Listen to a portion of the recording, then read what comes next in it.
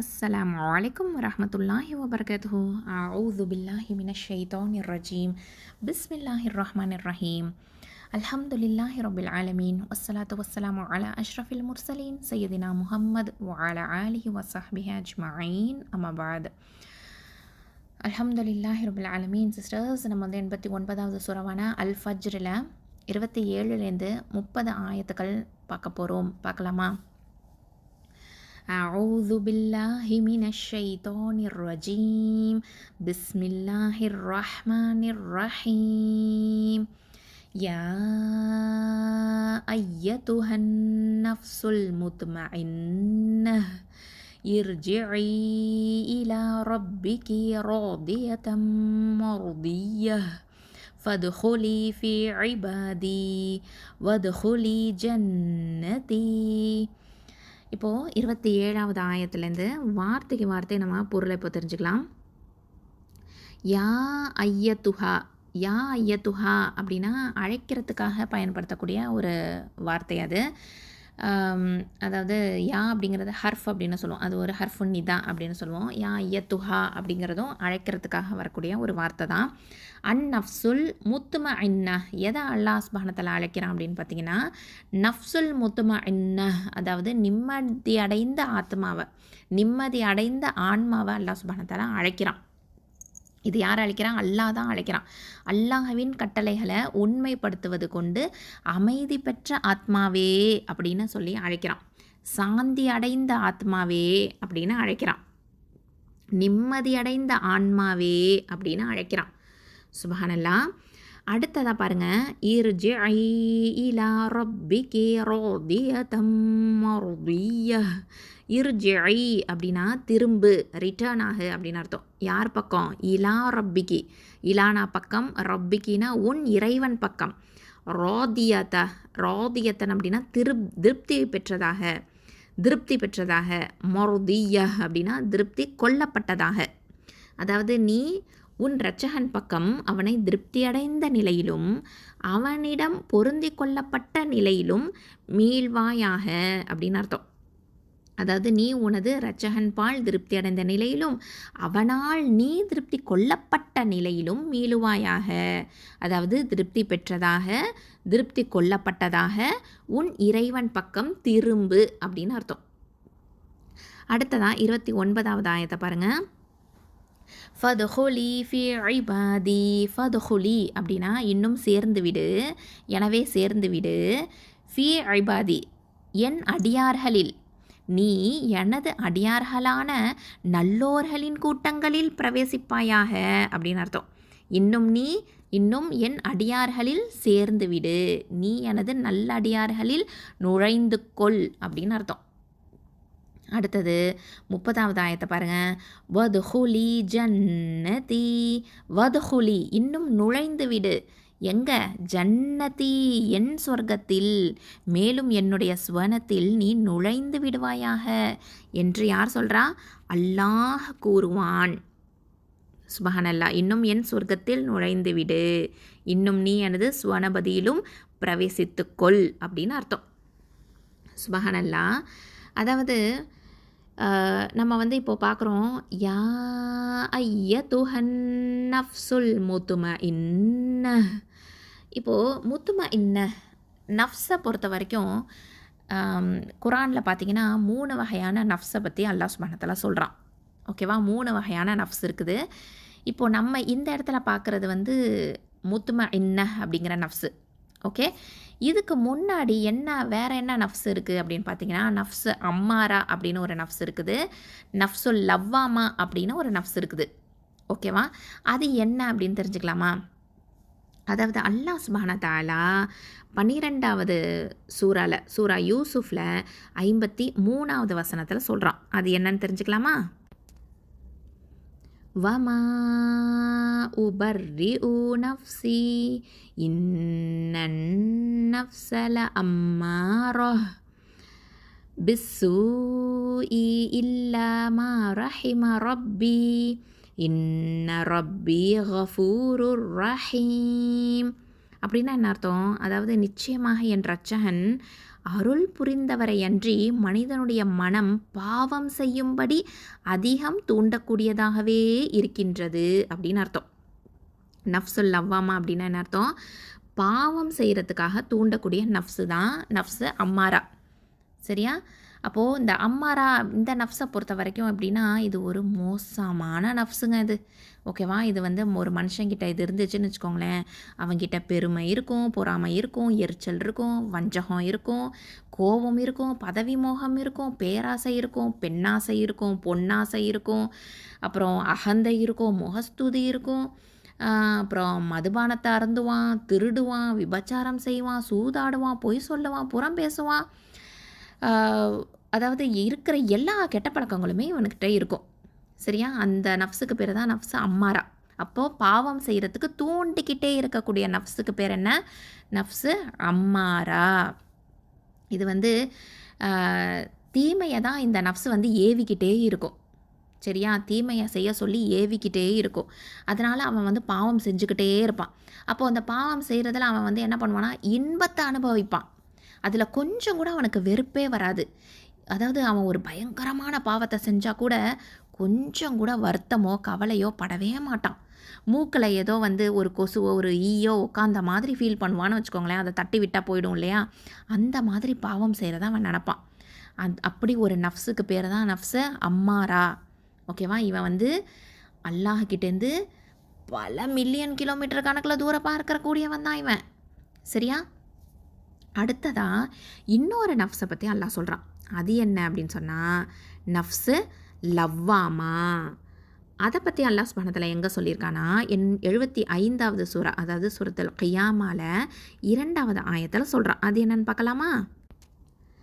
வலா உக்ஸிமு பின் நஃப்ஸில் லவ்வாமா அப்படின்னா என்ன அர்த்தம்? வழிபாட்டில் மனிதன் குறைவு செய்து விட்டதை பற்றி மிக நிந்தித்து கொண்டிருக்கும் ஆன்மாவை கொண்டும் நான் சத்தியம் செய்கிறேன் அப்படின்னு அல்லாஹ் சுப்ஹானஹு வ தஆலா அங்கே சொல்கிறான். அப்போது நிந்திக்கக்கூடிய நஃப்ஸு, இந்த நஃப்ஸு லவ்வாமா அப்படின்னா என்ன அர்த்தம்? நிந்திக்கக்கூடிய நஃப்ஸு. அதாவது இது வந்து நஃப்ஸு அம்மாரா மாதிரி கிடையாது. இந்த லவ்வாமா அப்படிங்கிறது வந்து இழிந்துரைக்கக்கூடியது அப்படின்னு சொல்லுவோம். அதாவது என்ன அர்த்தம்னா அவன் உள்ளத்தை வந்து ஒரு பாவம் செஞ்சுட்டான் அப்படின்னு சொன்னால் அந்த உள்ளம் அந்த நஃப்ஸ் என்ன பண்ணுன்னா அவனை கண்டிக்கும். நீ பாவியாயிட்ட, நீ துரோகி ஆயிட்ட, நீலாம் மனிதனா, நீலாம் ஒரு மனுஷனா அப்படின்னு சொல்லி கேட்போம் இல்லையா? அந்த மாதிரி நஃப்ஸை வந்து கேட்கும்.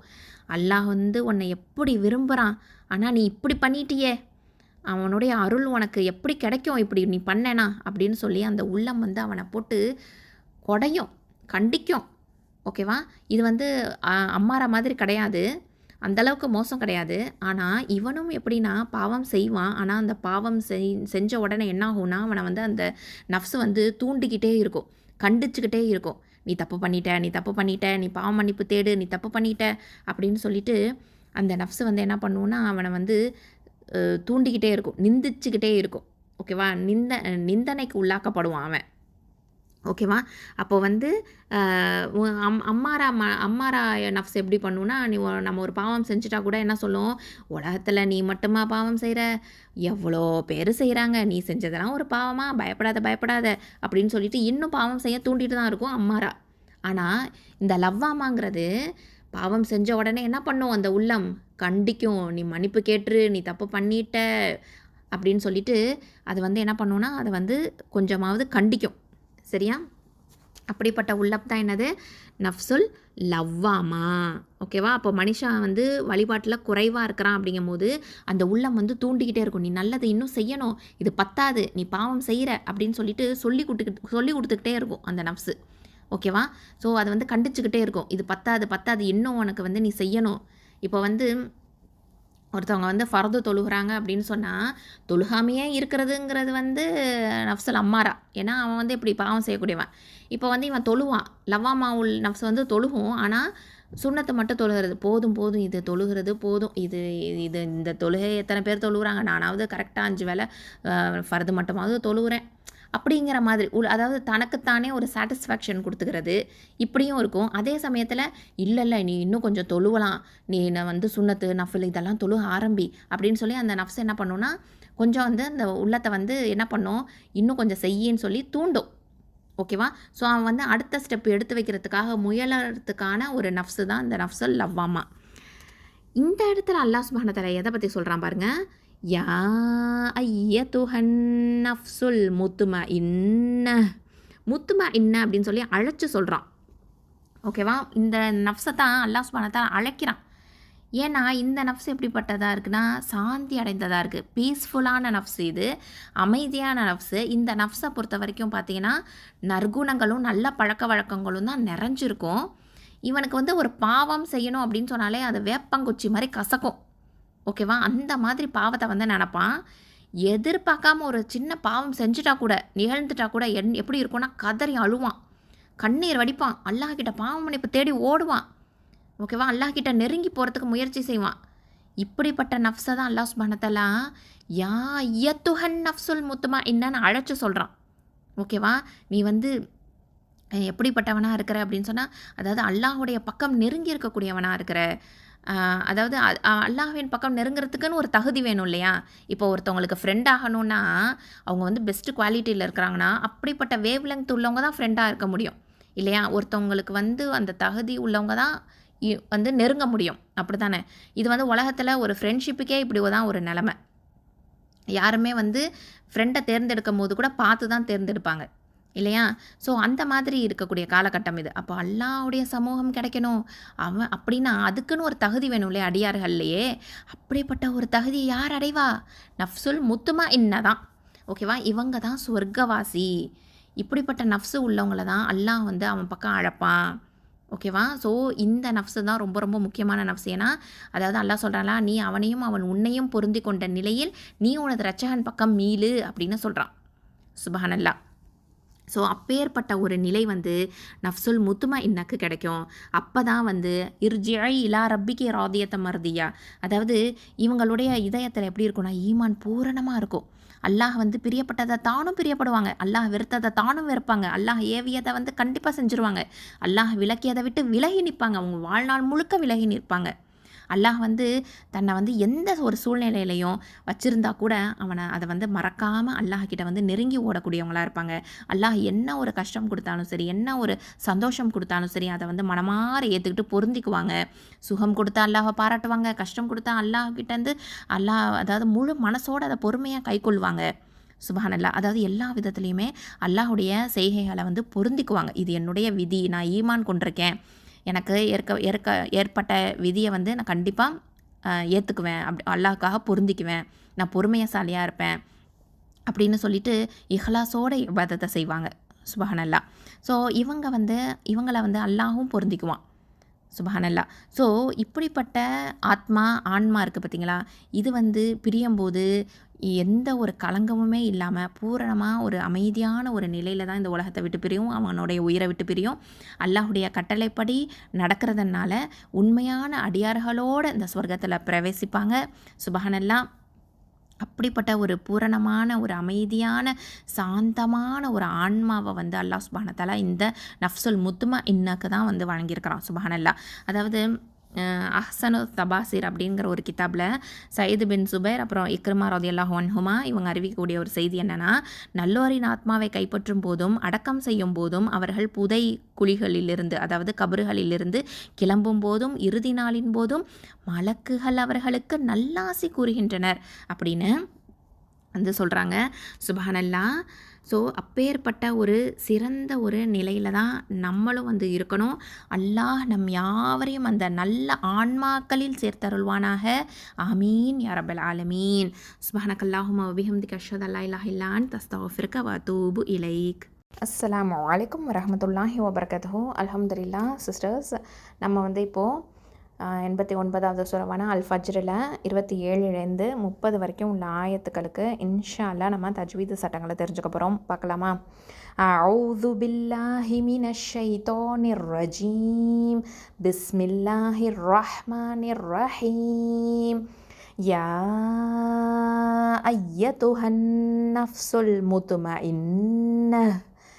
யா ஐயுஹா, அதாவது யா ஃபத்ஹா அலிஃப் சகைரா யா, அடுத்ததாக ஐயத்துஹா அப்படின்னு இருக்குது. ஐயத்துஹா இது ஒரு வார்த்தை, அது ஒரு வார்த்தை. ஓகே, யாங்கிறது அது ஒரு ஹர்ஃபு. அது வந்து எதுக்காகனா அழைக்கிறதுக்காக பயன்படுத்தக்கூடிய ஒரு ஹர்ஃபு அது. அடுத்ததான் ஐயத்துஹா, அடுத்து அது வந்து இன்னொரு ஒரு வார்த்தை. ஓகேவா? ஏன்னா குரானில் பார்த்தீங்கன்னா சேர்த்து தான் இருக்கும்.